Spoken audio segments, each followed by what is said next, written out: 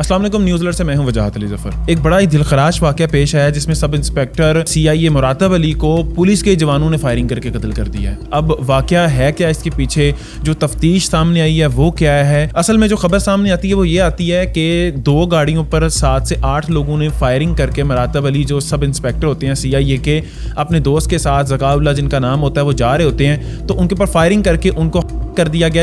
اس سارے وقوع میں ذکاء اللہ، ان کے جو دوست سب انسپیکٹر مراتب علی ہیں، وہ وہاں پر انتقال کر جاتے ہیں۔ اس کے علاوہ ان کا ایک ڈرائیور ہوتا ہے جو زخمی ہوتا ہے۔ ہوتا کچھ یوں ہے کہ یہ مرید کے GT روڈ کے پاس جا رہے ہوتے ہیں، وہاں پر جب ان کے اوپر فائرنگ ہوتی ہے تو گاڑی بے قابو ہو کر ایک کھمبے سے جا ٹکراتی ہے، جس سے ڈرائیور زخمی ہوتا ہے اصل میں، اور جو فائرنگ کی وجہ سے یہ 2 لوگ جو ہیں مارے جاتے ہیں وہاں پہ۔ اب اس وقوع کی انٹیروگیشن آتی ہے بادامی باغ پولیس کے پاس۔ اس وقوع کے فوراً بعد سوشل میڈیا پر ہر طرف شور شرابہ مچ جاتا ہے کہ سب انسپیکٹر کو فائرنگ کر کے قتل کر دیا گیا اور دن دہاڑے بالکل GT روڈ کے اوپر مارا جا رہا ہے۔ سب لوگ پریشان تھے، لیکن کچھ جو لوگ وہاں پر موجود تھے ان کا کہنا تھا کہ مارنے والے بھی کوئی جو ہے نا پولیس والے لگ رہے تھے ان کا حولیہ اقوال سے۔ لیکن خیر اس حوالے سے جب تفتیش کی گئی تو بادامی باغ پولیس کو پتہ چلا کہ جمشید اور ارسلان نامی 2 کانسٹیبل وہاں پر ڈیوٹی پر مامور تھے، تو اس دوران وہ کسی کا پیچھا کر رہے تھے۔ پولیس کی تفتیش میں جو آ رہا ہے وہ یہ بتایا جا رہا ہے کہ ارسلان اور جمشید سے اس گاڑی کے اوپر غلطی سے فائرنگ ہوئی ہے، جس کے باعث یہ 2 لوگ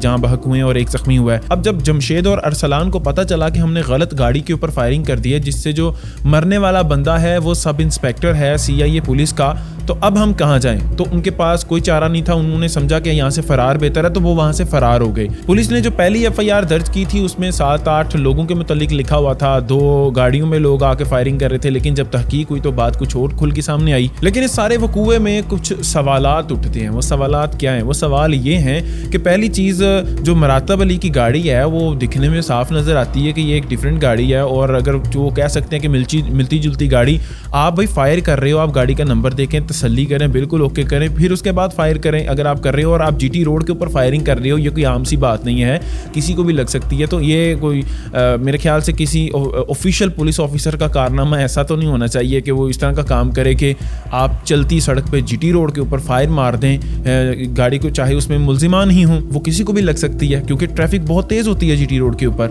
اب دوسری چیز یہ کہ ان سے غلطی سے بھی فائر لگ گیا ہے، تو وہ وہاں سے فرار کیوں ہے؟ یہاں پر دوگلا قانون کیوں ہے؟ اگر کوئی عام بندہ اس طرح غلطی سے فائر لگنے سے مر جاتا تو اس میں وہ کانسٹیبل وہیں پہ موجود شاید رہتے اور وہ اس کارروائی میں جو بھی اس کا حصہ ہوتا وہ بناتے، ایسے ایسے یہ حادثاتن ہوا، سب کچھ ہوا، لیکن اب پولیس والا تھا تو اس لیے شاید وہ وہاں سے فرار ہو گئے۔ عجیب بات ہے، اس میں بھی بڑے سوال اٹھتے ہیں۔ ان کا وہاں سے فرار ہونا بہت بڑا جو ہے نا ایک سوالیہ نشان ہے۔ شاید کچھ لوگوں کا یہ بھی اس کے بارے میں سوشل میڈیا پر کہنا ہے کہ شاید ادارے کی پشت پناہی ہے کہ جو ان کو فرار ہونے میں وہاں سے جو رسائی دی گئی ہے ان کو خود فرار کیا گیا ہے۔ اچھی بات یہ ہے کہ پولیس اس کیس کے اوپر بڑی ہی سردردی لے کر اس کی تفتیش کر رہی ہے۔ اب جیسے جیسے اس کیس میں مزید اپڈیٹس آئیں گی وہ میں آپ سے شیئر کروں گا۔ مجھے کہتے ہیں وجاہت علی ظفر، نیوز الرٹ سے فی الوقت اتنا ہی۔ اللہ نگہبان۔